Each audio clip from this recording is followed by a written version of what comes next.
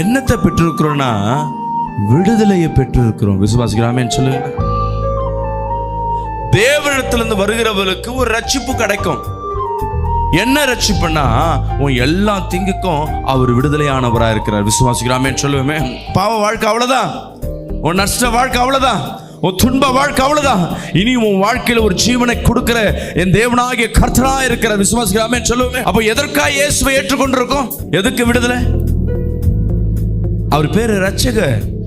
அல்லேலூயா. இப்ப இருக்க சாபமும் சரி, ஆதியில இருந்த வியாதியும் சரி, இப்ப இருந்த வியாதியும் சரி, என்னை மாற்றுகிற தேவனா இருக்கிறார். அல்லேலூயா. இதுல இருந்து விடுதலை ஆக்குற தேவன் என் கையிலேயே பிடிச்சிட்டார். அவர் உன்னை விட்டு விலகுறது இல்ல, உன்னை கைவிடுவது இல்ல. அல்லேலூயா. அந்த நம்பிக்கை உனக்குள்ள இருக்கணும்.